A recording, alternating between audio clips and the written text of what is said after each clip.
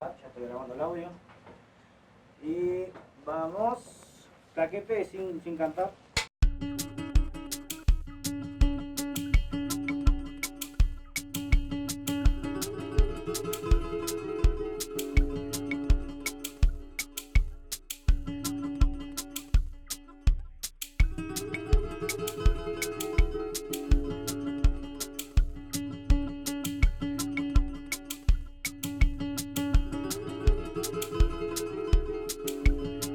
Bienvenidos a Través del Psicoanálisis. En este ciclo vamos a conversar sobre el tema del autismo con distintos especialistas en el tema. Hoy nos encontramos con Luján Yuale, doctora en psicología, magíster en psicoanálisis. Tiene algunos textos sobre el tema muy interesantes, así que bueno, bienvenida Luján, gracias por acompañarnos. Y en principio quería que nos cuentes un poco cómo llegaste al psicoanálisis y cómo te interesaste por el tema del autismo. Buenísimo. Bueno, muchas gracias a ustedes por la invitación. La verdad que es un gusto estar acá.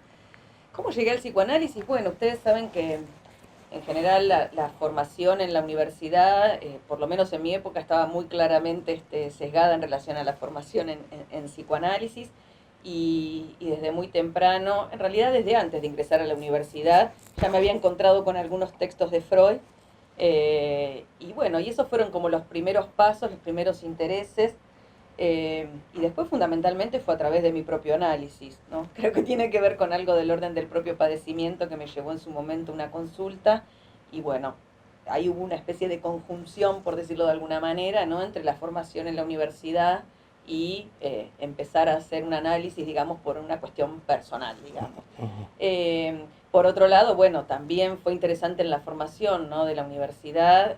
Yo me encontraba con que efectivamente el psicoanálisis me aportaba como un corpus teórico sólido, digamos, a la hora de pensar cuestiones clínicas. Y fundamentalmente después, bueno, eso se fue afianzando, ¿no?, a través del recorrido clínico. Bueno, sobre todo cuando hice la residencia. Yo fui residente en el Hospital Álvarez entre el año 98 y el 2002. Y bueno, y realmente para mí el psicoanálisis fue, digamos, no solamente una cuestión teórica, sino una herramienta clínica, digamos.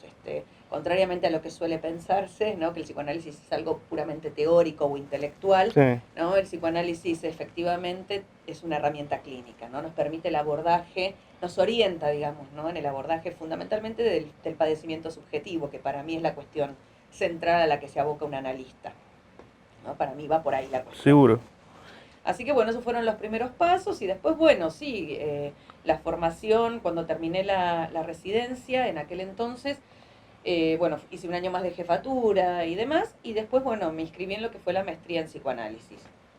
Hice la maestría y bueno, de ese recorrido es que surgió Detrás del espejo, que es uno de los textos a los que hacías referencia al principio, que es un libro en relación al cuerpo en el autismo y que tiene que ver, bueno, con el saldo de un recorrido de trabajo de varios años con niños autistas y de una pregunta que venía insistiendo, ¿no?, desde los inicios de mi inclusión en la clínica, una pregunta en torno a las cuestiones referidas al cuerpo, que ahora está muy de moda, digamos, hablar del cuerpo en psicoanálisis, pero hace 20 años atrás esto estaba bastante fuera ¿no? Era como que no había demasiado espacio para hacer esa pregunta, o al menos no estaba del todo bien vista, ¿no?, en esta cuestión de una transmisión del psicoanálisis centrada puramente en la cuestión simbólica, como si el cuerpo y lo simbólico no tuvieran nada que ver, ¿no? Y en realidad, bueno, la constitución del cuerpo y lo simbólico van de la mano, entonces, bueno, me parece que es una cuestión central y bueno, y a partir de ahí hice la maestría, el saldo de ese recorrido es ese libro, y después, bueno,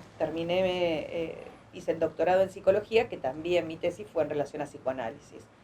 Desde hace un tiempo, un par de años más o menos, un año y medio en realidad, porque ingresé el año pasado, pertenezco al Foro Analítico del Río de la Plata y a la Escuela de Psicoanálisis de los Foros también.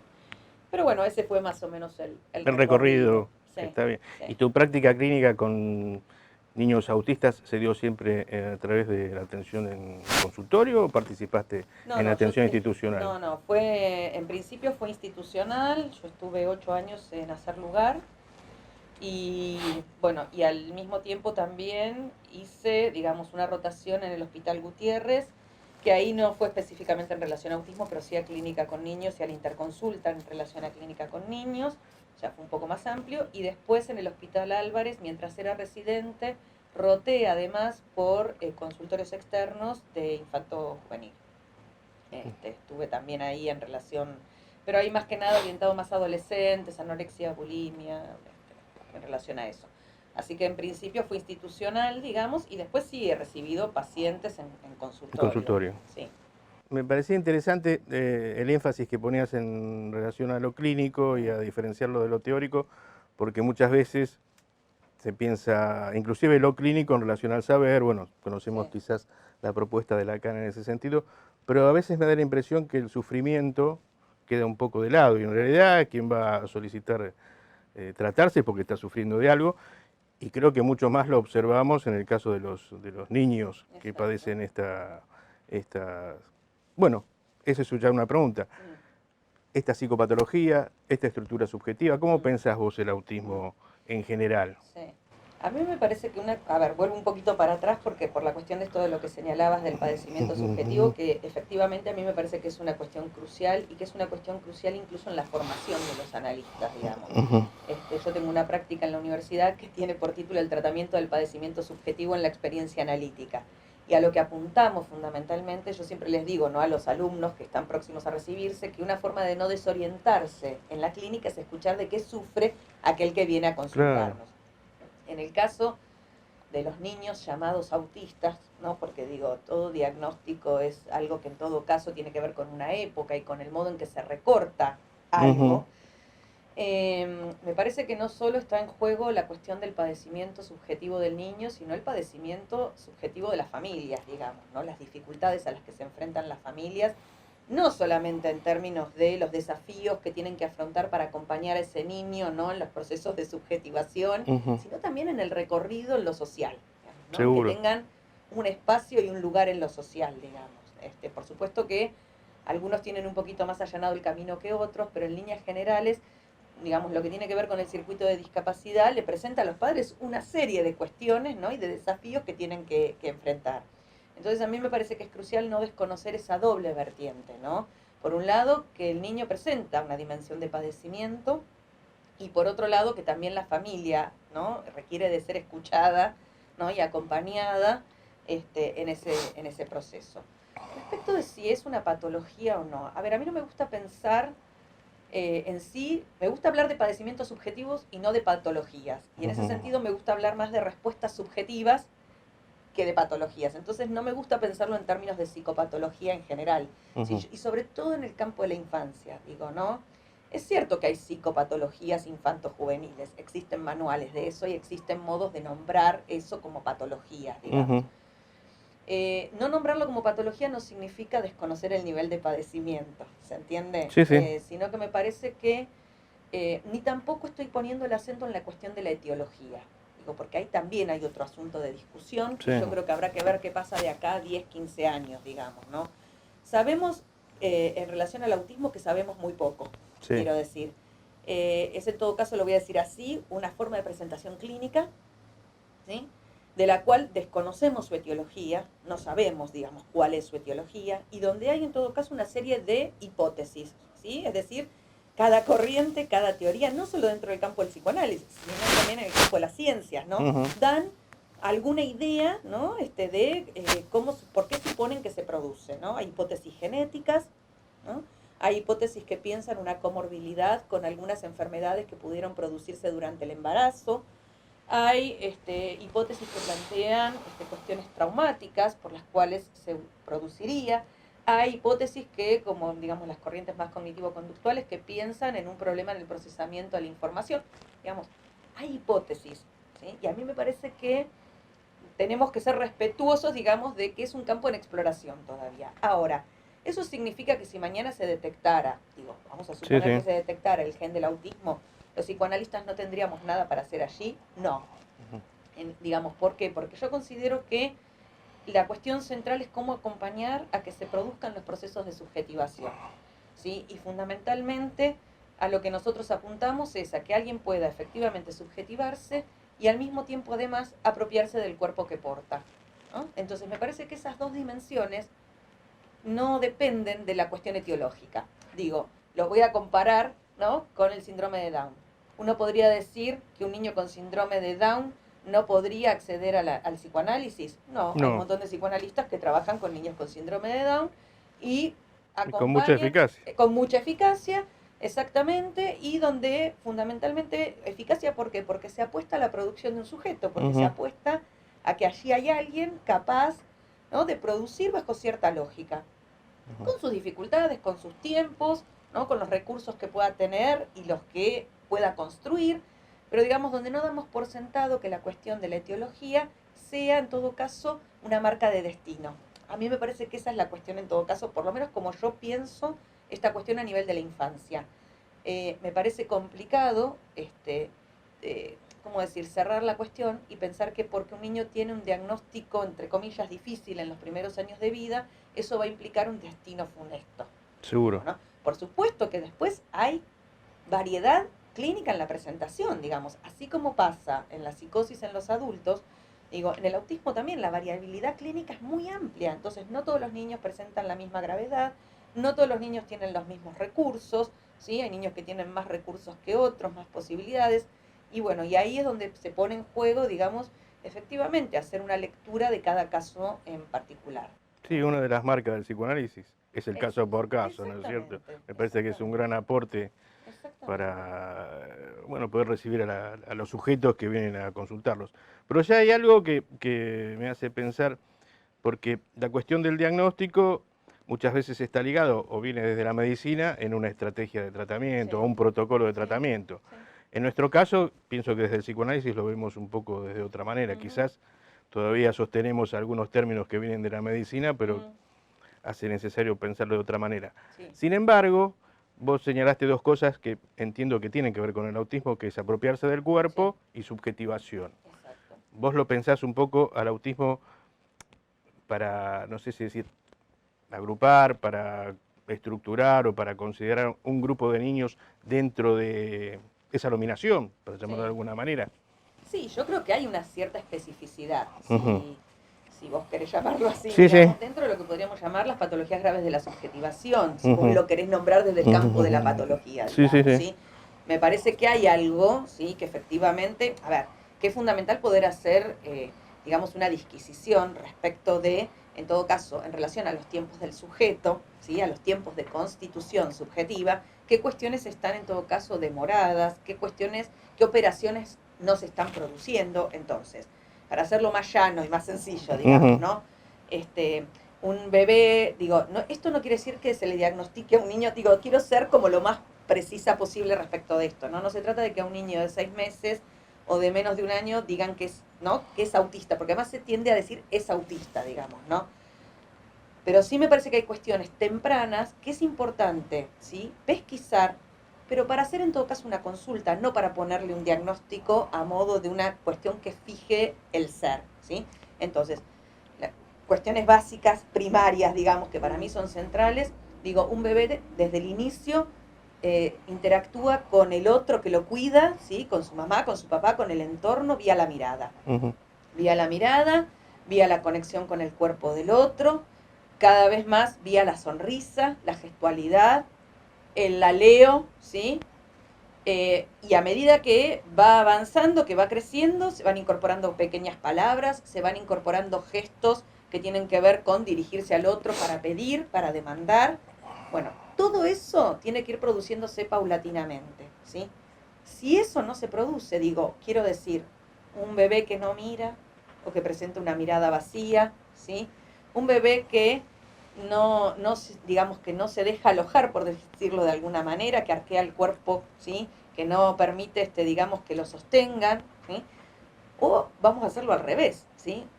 Y no estoy diciendo con esto que una mamá, digamos, que no lo mira, digamos, ¿no? También es para leer, no porque eso vaya a producir el autismo, ¿sí?, sino porque Seguro. ahí hay un problema, en todo caso, a nivel del vínculo que podemos trabajar y que podemos, digamos, destrabar alguna cuestión que quizás por alguna razón está allí complicada, ¿sí?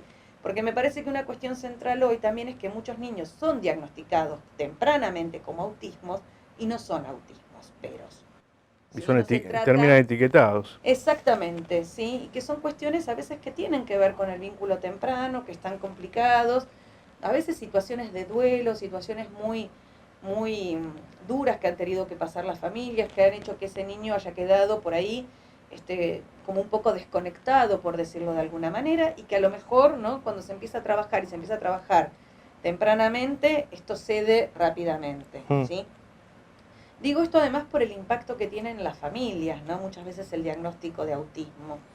A mí me parece complicado que a los padres les den una especie de grilla para llenar, ¿no? Y que en función de eso se determine si un niño padece autismo o no, digamos, ¿no? Porque no siempre, ¿no?, eso es lo que aparece como un signo, es necesariamente la posición, digamos, del sujeto en tanto una posición de respuesta marcada y certera, digamos, ¿no? Sí. Entonces me parece como complicado esos devenires, porque no va a la cuestión en esto que vos decías, ¿no?, de cómo a veces el campo médico lee la cuestión del diagnóstico. No es sin consecuencias ese diagnóstico que a veces se hace tan tempranamente, claro, sino que, digamos, entra en una vía donde se designa rápidamente que el único tratamiento posible es cognitivo-conductual, donde se plantea un circuito ya ligado a discapacidad tempranamente, cuando a lo mejor, y estamos hablando de niños, digo, de 2 años, ¿sí?, cuando en realidad a veces, bueno, empezando a trabajar con el niño y con la familia, hay cuestiones que rápidamente empiezan a ceder, digamos, ¿no? Por supuesto que hay casos que no, ¿no? Pero digo, no puede ser nunca el porcentaje que estamos viendo, digamos, seguro, ¿no?, de niños diagnosticados de esta manera. O el diagnóstico está mal o tenemos una epidemia. Sí, sí, ¿No? sí. Y el problema me parece que el diagnóstico termina siendo un destino. Estas cosas que vos señalás, ya protocolizados de tratamiento, a veces tomados los niños tan pequeños, termina como fijándolos o cristalizando situaciones de su padecimiento. En ese sentido, digamos, me parece interesante, y te iba a preguntar desde tu actividad clínica, vos hablaste como intervenciones con el niño y con los padres. Vos fenoménicamente lo sumás al tratamiento en el mismo espacio, ¿cómo es de acuerdo a la situación? ¿Cómo lo pensás? Mira, en eso es variable, por supuesto, y no se mantiene del mismo modo a lo largo de todo el tratamiento, digamos. Sí, en el inicio hago un par de entrevistas con los padres, digamos, pero porque, digamos, no es una cuestión, y esto también me parece crucial, no se trata de culpabilizar a los padres ni nada por el estilo, digo, pero uno tiene que poder leer, digamos, qué lugar tiene ese niño en esa familia. Digamos, los seres humanos no nos constituimos subjetivamente solos. Es imposible, no podemos, digamos, ¿no? Un niño, digamos, que no tiene un lazo con un otro, se muere, digamos, ¿no? Se producen los fenómenos de hospitalismo. Entonces, no podemos desconocer que los procesos de subjetivación van a estar siempre enlazados de alguna manera a los otros que cuidan a ese niño, ¿sí? Seguro. Entonces, me parece fundamental poder escucharlos, pero insisto, no solamente para localizar, bueno, qué lugar tiene ese niño en esa familia, sino también para escuchar el nivel de padecimiento que se está generando o que se está produciendo en ese vínculo familiar. Recientemente me invitaron a hacer el prólogo de un libro sobre clínica de lo familiar, muy interesante, que hizo gente del Hospital Álvarez, lo compila Martín Montesanti, si no me equivoco el apellido. Perdón, Martín, si me estoy diciendo mal el apellido. Pero, y me acordaba, ¿no?, cuando hice el prólogo de una frase con la que empieza Tolstoy el libro Ana Karenina, y dice: todas las familias felices se parecen, ¿no?, pero las familias infelices no, digamos, como que el rasgo diferencial aparece en la cuestión de la infelicidad, ¿no? Uno podría decir, entonces, bueno, ¿cómo padece cada familia?, ¿no? Y escuchar algo de eso a mí me parece crucial. Entonces sí, me tomo algunas entrevistas, por supuesto, con los padres, veo al niño, digamos, en un primer acercamiento, 4 o 5 entrevistas. Después hago una entrevista general de devolución y a partir de ahí definimos, bueno, cómo seguir. Y después, bueno, las entrevistas a padres se hacen más o menos seguidas según el requerimiento del caso. En algunos casos hay que trabajar con los padres y el niño. Yo no tengo en eso una cuestión ortodoxa, ni solo con el niño, ni solo con los padres, ni... No, yo, digamos, voy pensando ahí, y no me asusta decirlo así, digamos, no me creo menos analista por eso, digamos. En algunos casos sí tengo que trabajar algunas entrevistas, sobre todo cuando uno trabaja con niños muy pequeños, ¿no? En algunos viene con el niño o la niña con la mamá, con el papá, etcétera. No hay en eso una cuestión fija, digamos. Eso sí, tomo la cuestión lacaniana de dirección de la cura, si se quiere, al pie de la letra, uno es libre en la táctica. Seguro. ¿No? Digo, me parece como que en eso uno puede pensar los modos de intervención y bueno, Y siempre las intervenciones se miden por los efectos, no por lo que a uno le parecería que va a ser maravilloso, ¿no? Seguro. A veces uno cree que cierta intervención va a producir no sé qué efecto y eso no pasa, digamos. O sea, siempre la intervención que es eficaz es aquella que sorprende tanto, ¿no?, a aquel que está al paciente como al analista, por decirlo de alguna manera. Bueno, ahora no se usa mucho, tampoco no les gusta que digamos pacientes, vieron que se usaban, no sé, Analizantes, usuarios. usuarios, No, ni siquiera, viste que en el campo de la salud usuario, hay eso no que, lo había usuarios hay que hablar. No, sí, en el campo del psicoanálisis hablamos de analizantes o hablamos, pero bueno, no les gusta mucho esta idea de pacientes, no sé. A mí me parece por eso que escuchar, digamos, de qué sufre cada quien y tratar de alojar eso es crucial. En nuestra experiencia lo que observamos, no sé si vos coincidís, que los niños que llegan a tratamiento, cuanto más pequeños son, más eficacia observamos en la clínica. Y esto que vos señalabas antes, de cosas que quizás a veces no se daban en los niños, hacías una especie no sé si llamar cierta diacronía.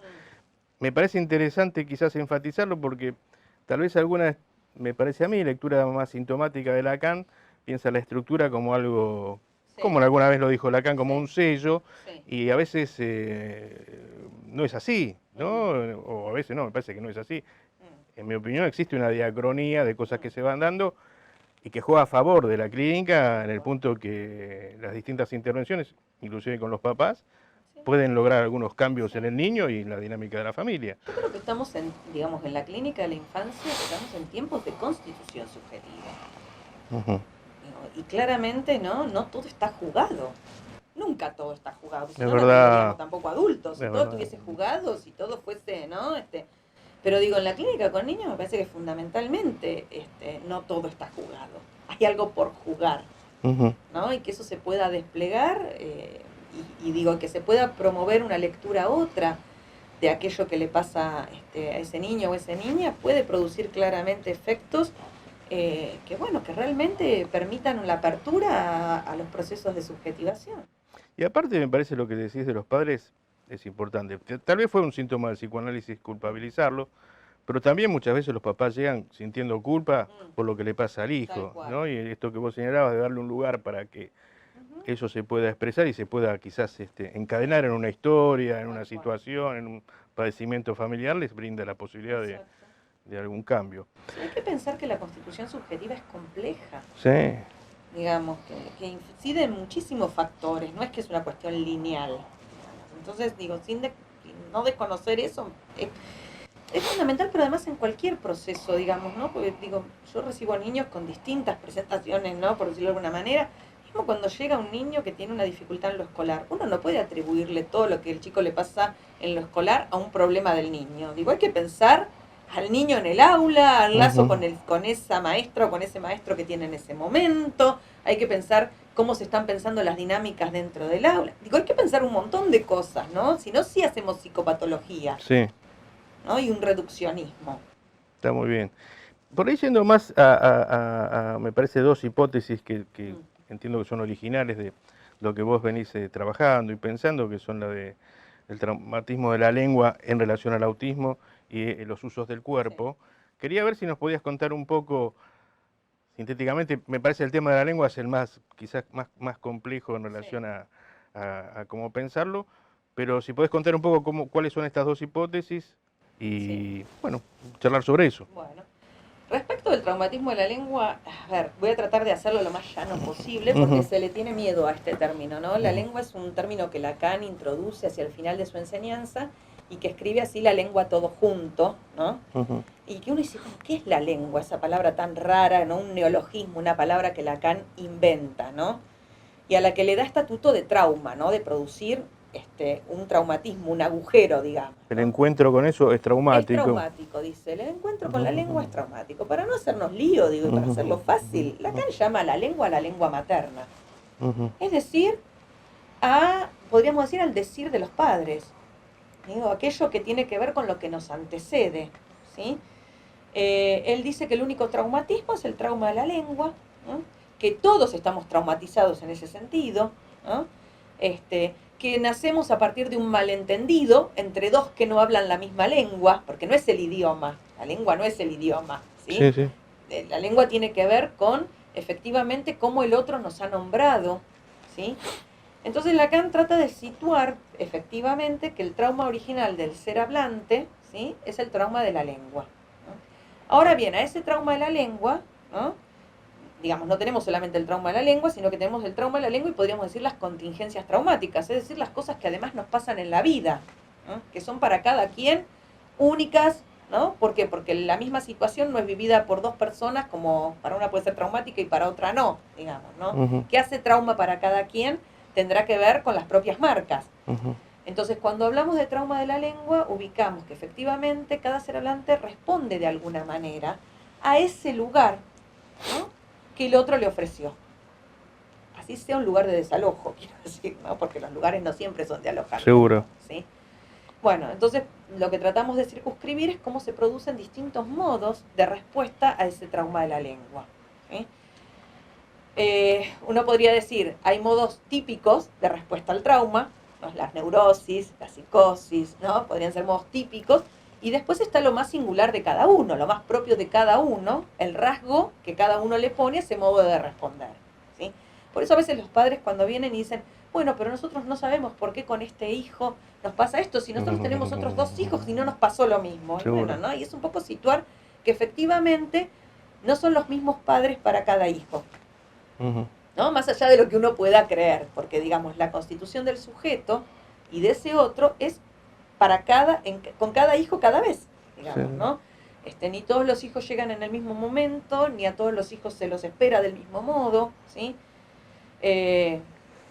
Ni todos los hijos responden de la misma manera, ¿no? Lo que sirve para uno no sirve para otro. Bueno, entonces el intento es pensar, ¿no?, a la lengua efectivamente como traumática, ¿no? Y uno podría decir es a partir de ese ser hablados por el otro. Lacan usa una palabra que no es hablados, dice farfullados, ¿no? Haber sido farfullados, somos farfullados por el otro, dice él. Farfullar es hablar rapidito y que no se entienda, ¿no? O sea que el farfullar implica esa cosa de algo que se dice y no se entiende muy bien qué es lo que se dijo. Bueno, de ese malentendido entre lo que el otro dice y lo que el niño escucha, de eso entre lo que el niño pide y el otro lee que el niño pide, bueno, de esos malos entendidos se va entretejiendo la subjetividad, digamos, ¿no? Entonces digo, bueno, me parece como que podemos pensar, digamos, que, bueno, hay lugares más complicados que otros, podríamos decir, y que a mí me parece importante escuchar esto, ¿no? De que, a ver, los niños tienden un poco a veces tienden a responder, digamos, al lugar que el otro les asigna, ¿no? No es lo mismo que alguien piense, digo, más allá, por eso decía de la cuestión etiológica, ¿no?, en relación al tema del autismo. No es lo mismo que alguien piense que porque tiene autismo no va a poder hacer nada en la vida, a que alguien suponga que, bueno, que a pesar de padecer, ¿no?, autismo va a poder algunas cosas, las que pueda, ¿no? Eso marca una posición radical, por eso yo siempre digo que los padres no son culpables, digamos, de una cuestión que podría tener incluso en algún momento una causa orgánica, por supuesto que no, lo que son sí responsables es de la posición que tomen respecto de eso. Eso vale para cualquier problemática que un niño pueda presentar. Digo, el duelo por el niño ideal, que todos los padres tienen, ¿sí? Todos los padres tienen que hacer un duelo por el niño que tienen idealizado. Seguro. ¿Sí? Porque el niño que después tienen nunca es el niño idealizado. Se podrá acercar un poco más, un poco menos. Mi mamá me decía que sí, pero bueno. Ah, siempre. bueno, qué suerte. Bueno, debe ser de los pocos, qué sé yo. En general, viste, no pasa eso, ¿no? En general, bueno, hay que... y digo, ¿y esto qué sucede, no? Cuando los padres no pueden reconocerse, ¿no?, en ese hijo. Está bueno lo que decís porque lo pienso de esta manera. El niño tiene que responder al otro, pero cada respuesta va a ser subjetiva, para decirlo, o singular. Sí, ¿No es cierto? Sí. Porque a veces se piensa que ese lugar que te pone el otro tiene una respuesta ya, no sé, automática. y no es así. No. Justamente lo que hace la diferencia Exacto. es que cada niño responderá, lo sabemos, ¿no? No sabemos muy bien por qué, ¿no? Claro. Decisión del ser, no sabemos ahí bien qué es lo que, ¿no?, se produce, pero hay un margen ahí que hace a la diferencia. Por eso digo, así como un hijo por ahí escribe a los ideales familiares, otro va radicalmente en contra, ¿no? Seguro. Y otro encuentra una modalidad que es intermedia, que no es ni ir en contra, ¿no? Y bueno, en fin. Entonces eso marca que, bueno, entre lo que el otro ofrece, ¿no?, y lo que el niño produce como respuesta, bueno, se va armando un entramado.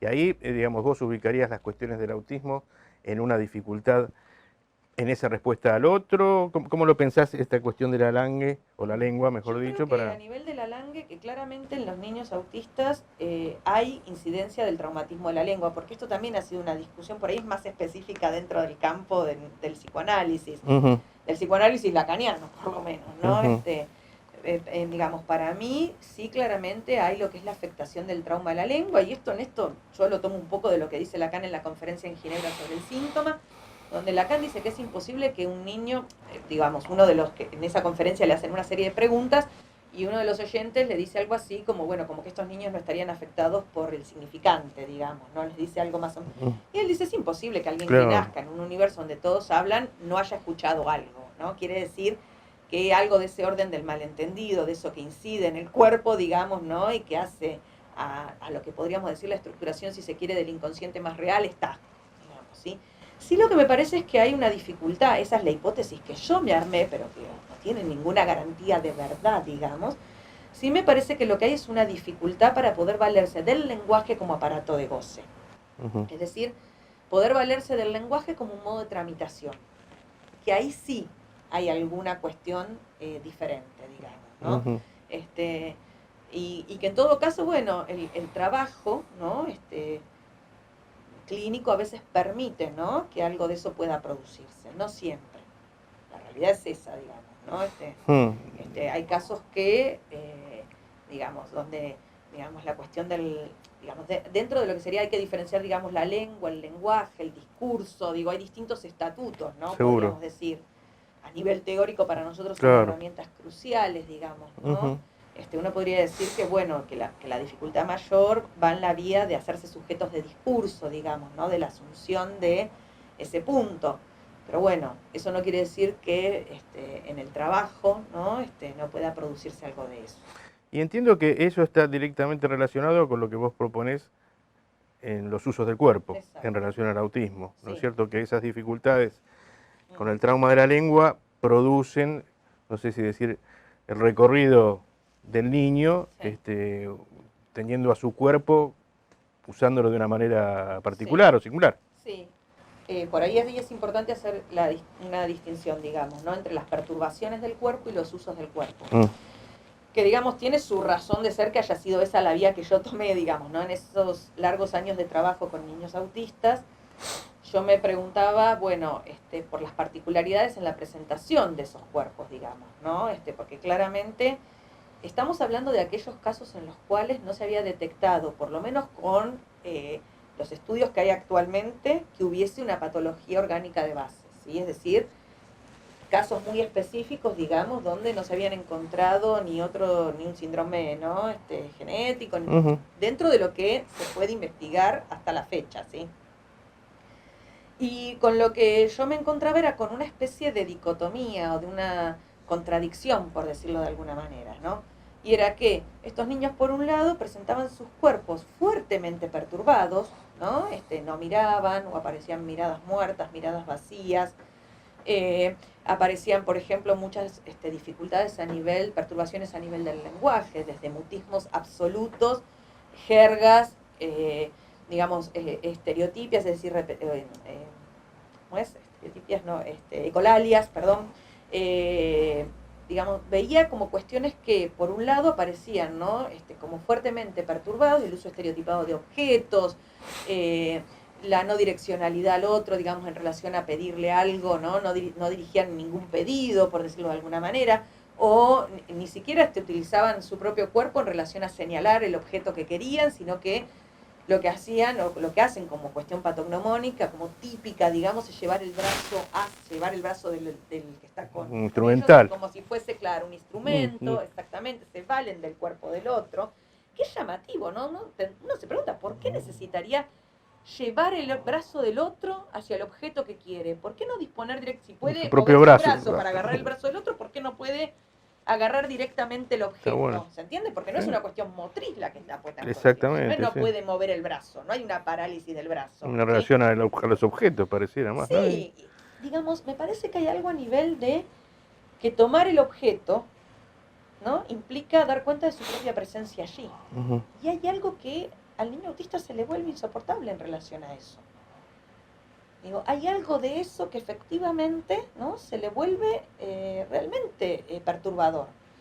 Entonces, bueno, se me ocurrió pensar, un poco tomando esta idea de que no había que descontar al niño autista del traumatismo de la lengua, porque eso es parte de nuestra humanidad, digamos, ¿no?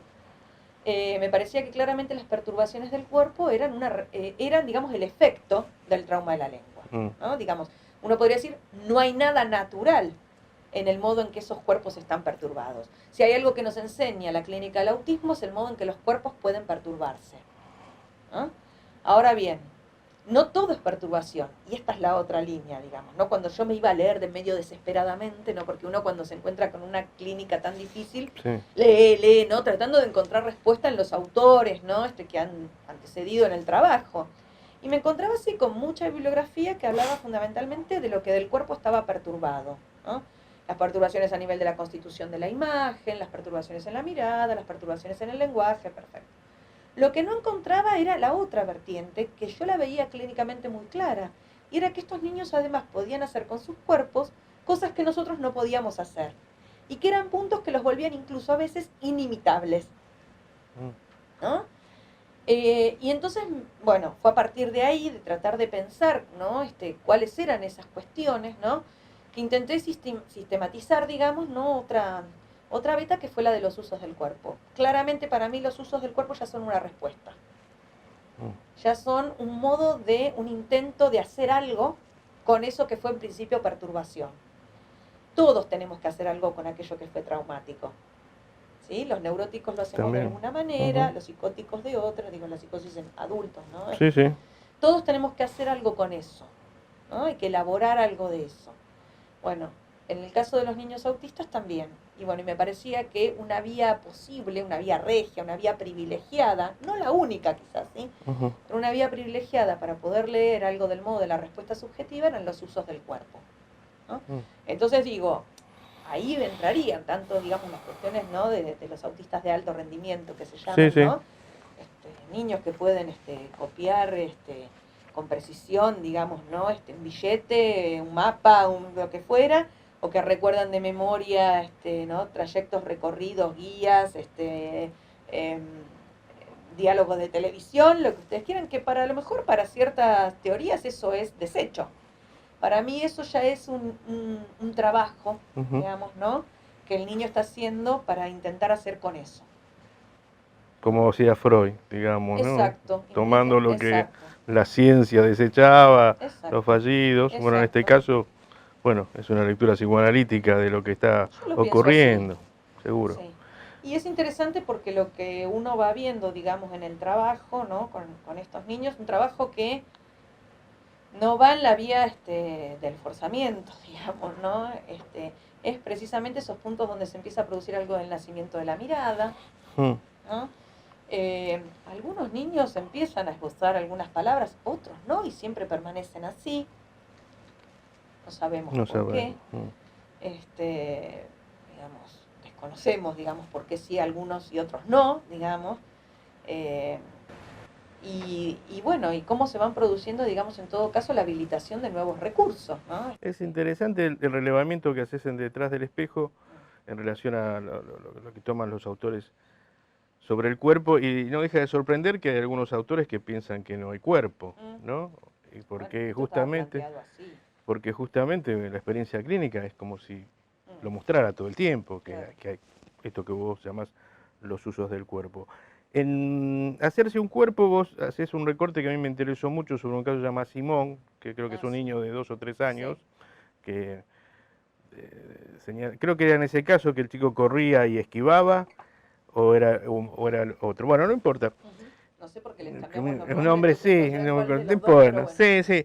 Pero donde se ve una eficacia muy interesante en relación al niño, que por ahí refuerza esto que yo decía, cuanto más pequeño, como también decías, claro, es más eficaz.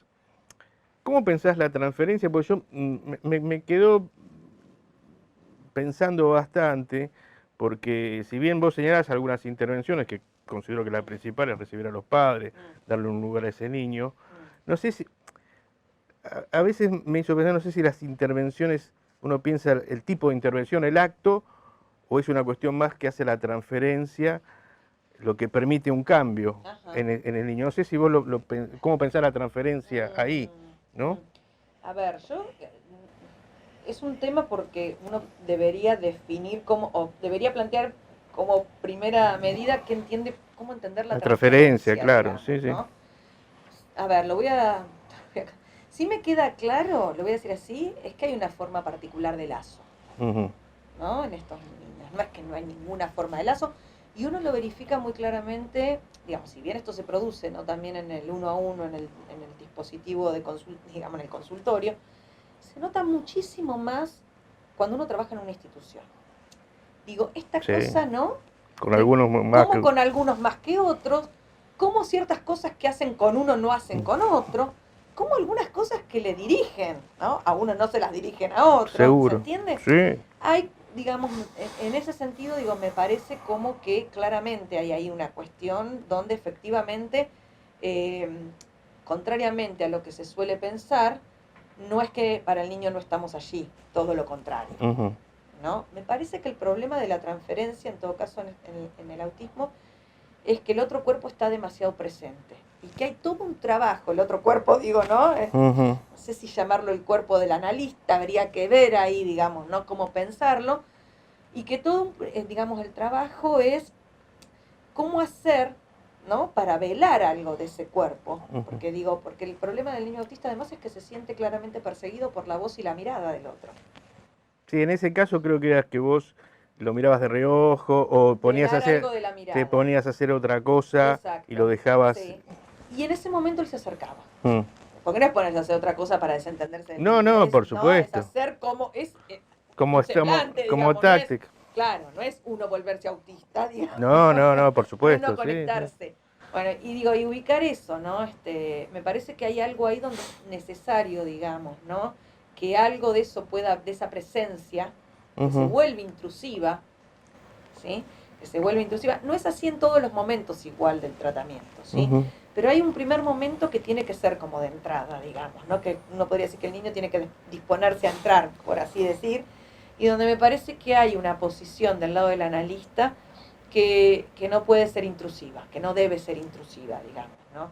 Y que es como ir encontrando cuál es el modo, ¿no? Para poder entrar.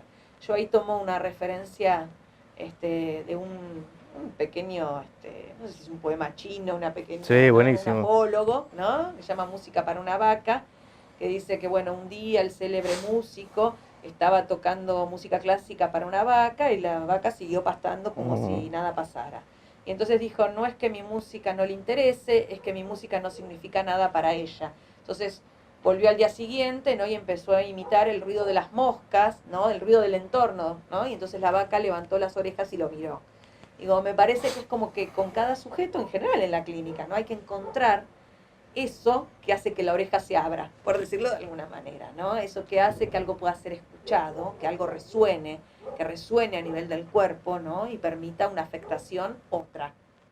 Y la transferencia la podemos pensar en estos niños en relación, no sé, a lo afectivo, para decirlo de alguna manera, más en relación al amor. Digo, en esto que vos por ahí marcabas que aparecía mucho, me parece un muy buen ejemplo en relación a lo institucional, donde con uno con otro se establecen distintas relaciones. No sé si lo pensaste por ese lado. Amor, o algo del orden del alojamiento, de que ellos pescan cuando uno aloja con cierto respeto a lo singular. ¿No? El problema la cosa se complica cuando uno quiere imponerles y quiere hacerlos entrar, ¿no? En la lógica del para todos. Claramente en esa clínica en particular, me parece que ahí nos encontramos con una cuestión de un no radical. Sí, ¿no? Que se ve mucho incluso, digo, a veces viene a supervisar algunas, digamos, las dificultades que se le presentan, por ejemplo, a la gente que hace integraciones en las escuelas, ¿no? El debate que se les arma, ¿no? Internamente, digo, vienen a consultarnos y dicen, bueno, no, lo que pasa es que me pega todo el tiempo, me pellizca, me empuja. Entonces yo lo primero que les pregunto es, bueno, pero a ver, ¿cómo se está armando la dinámica y qué es lo que están haciendo? No, lo que pasa es que, bueno, la escuela quiere que copie y entonces yo estoy ahí copiando. Pero si vos estás ahí copia, te va, claro que va a responder así porque te volvés totalmente intrusiva. ¿no? O intrusivo. Digo, me parece que ahí hay que pensar, bueno, ¿de qué modo es posible que acceda a algo del orden de la actividad sin que sea la vía del forzamiento? Porque la vía del forzamiento directo conduce a lo peor. Sí, sí, Por lo menos sí. es mi criterio. Ahí vos... Ojo, hay niños que Sí, por ahí responden medio en modo autómata. Eso también, sí, sí. ¿no? Los hay. A eso ¿No? iba, vos recordás ahí una observación de Bettelheim muy interesante Sí. en relación a que en algunos casos es exitoso, vamos a decir así, esta especie de adiestramiento, Sí. que la palabra es chocante, pero si vos vas Sí. a los orígenes del conductismo, era el modelo, Sí. y que eso está muy ligado al medio ambiente, y cuando ese medio ambiente cambia, Sí. esas adquisiciones muchas veces se diluyen. Sí, Sí. sí, sí, me parece que sí. Luján, dentro de tu actividad has trabajado y supervisás varias instituciones que atienden pibes de estas características. ¿Cómo fue tu experiencia, tanto en el trabajo clínico como en la supervisión de las instituciones? ¿Y qué pensás del trabajo institucional con chicos con trastornos graves? Sí. Bueno, a mí me parece que es central, digamos, que haya una red de instituciones que puedan alojar, digamos, ¿no? A estos niños, digamos. Mi recorrido institucional así más plural siempre fue más por la vía de ir a dar charlas y supervisiones. Yo superviso hace unos cuantos años el Hospital de Día del Tobar García, digamos que recibe niños, el equipo de púberes fundamentalmente, es el que yo superviso, ¿sí? Con Sí, el que sí. tengo este recorrido. Y después otras instituciones, digamos que también reciben niños con autismo. Y bueno, me parece central, cada una con su especificidad, digamos, ¿no? Ha tratado de pensar un dispositivo que permita la producción subjetiva, que aloje, ¿no? Que permita, digamos, la inclusión y sobre todo que permita, me parece que lo interesante por ahí de las instituciones por las que, ¿no? A las que me han convocado, digamos, a supervisar, que no piensan la institución como un lugar de encierro, que piensan la institución como un lugar de alojamiento, pero no para que el niño se quede estancado en la institución, sino para que además pueda circular por el afuera. A mí me parece que eso es una cuestión también crucial, digamos, ¿no? Sí, sí. Porque una de las cuestiones más difíciles para los niños que presentan estas dificultades es poder encontrar espacios en la ciudad, digamos, ¿no? En la polis, por decirlo Sí, de alguna sí. manera, ¿no? Donde poder hacer distintas actividades, donde bueno, poder circular, ¿no? A mí me parece que desde nuestra posición tenemos que trabajar mucho, sobre todo en lo social, ¿no? Para que se le pierda un poco de miedo a la cuestión disruptiva que muchas Sí. veces, ¿no? Estos cuerpos presentan. Ujú. Hay un autor que a mí me gusta mucho que se llama André Le Breton, él es sociólogo, y ha trabajado bastante la cuestión de hacer una lectura de los cuerpos en lo social, ¿no? Y él plantea precisamente cómo las cuestiones ligadas a la discapacidad muchas veces en lo social, digamos, se presentan como cuestiones disruptivas. Dice, ¿por qué? Porque lo social tiende a borrar las diferencias de los cuerpos, ¿no? Se trata de que todos los cuerpos funcionen de un modo homogéneo, ¿no? Si nos cruzamos en un pasillo, tratamos de no chocarnos, tratamos, ¿no? De mantener la distancia, bueno, eso es un modo de borrar, dice, ¿no? Las presencias de los cuerpos. Estos niños van muchas veces en la vía contraria, ¿no? Lejos de poder borrar la presencia de esos cuerpos se presentan, ¿no? Como muy notorios, ¿no? En lo social. Entonces me parece una cuestión crucial, bueno, esto, que la institución tenga una articulación, ¿no? No solo, digamos, lo que se le pueda ofrecer dentro de la institución, sino que se le puede ofrecer como nexo fuera de la institución, ¿no? En el caso del Tobar, bueno, que es la experiencia de supervisión más extensa, digamos, con estas problemáticas, digamos, que he tenido, me parece interesante el trabajo que se hace interdisciplinario, digamos, ¿no? Donde no es solamente el trabajo dentro del dispositivo de hospital de día, sino, bueno, la importancia de la escolarización, ¿no? Y la importancia también de esto, de que el hospital de día, bueno, el Tobar tiene un tiempo, digamos, en el que puede recibir, digamos, a los niños y después necesita ir derivando, pero eso no implica que el niño quede a la deriva. Hay que pensar, Seguro. ¿no? Quizás además porque muchas veces a partir del trabajo que se hizo allí, un niño que no podía incluirse en un centro educativo terapéutico puede hacerlo, o un niño que no podía ir a una escuela puede empezar a ir, y entonces, bueno, me parece que es crucial ese lazo, ¿no? Con el afuera también de la institución. Que puedan hacer red, digamos, que puedan ¿no? hacer red, exactamente. puedan... Sí, a mí me parece que hay algo que es muy, muy terrible, y es que los niños queden confinados a las 4 paredes de su casa. Por Sí. supuesto que hay casos más graves que otros, lo sabemos, pero digo, me parece que hay una posición ética que hay que sostener, y es ir en contra, ¿no? Digamos, de lo que es una vuelta, ¿no? Porque por momentos pareciera que hay una especie de vuelta. Cuando uno lee la historia de la locura en la época clásica, ¿no? Uh-huh. Que Foucault habla de cómo surgen los hospicios, y habla que antes de los hospicios estaban los leprosarios, ¿no? Sí. Bueno, cuando estaban los leprosos, a los leprosos se los mandaba incluso fuera de la ciudad, Uh-huh. se los declaraba muertos, y los familiares se repartían los bienes, ¿no? Cuando se abren los hospicios, el encierro se produce dentro de la ciudad, pero también la lógica es una lógica, digamos, de encierro, ¿no? Sí. No había circulación. Uh-huh. Y ahora se arman terapias en la casa de los niños para que los niños no tengan que salir. A mí realmente entiendo que en algunos casos pueda ser necesario, pero debería ¿no? fomentarse que esos niños circularan. Es verdad. La verdad que es una buena observación. No lo había pensado, pero es cierto. Hay muchas estrategias donde van todos los profesionales Exacto. a la casa a atenderlo. Es cierto que le resuelve a la familia el no tener que andar llevando al niño de un lado al otro, pero honestamente, ¿no? Uh-huh. Para el niño, ¿es efectivamente eso lo mejor? Me parece que no. Es una pregunta, sí. ¿no? Que deberíamos hacernos. Bueno, Luján, la verdad que te agradezco mucho que hayas participado del encuentro. Me gustaron mucho tus libros, Detrás del espejo y Hacerse un cuerpo. Me decías que el año pasado publicaste otro más. No sé el título de este.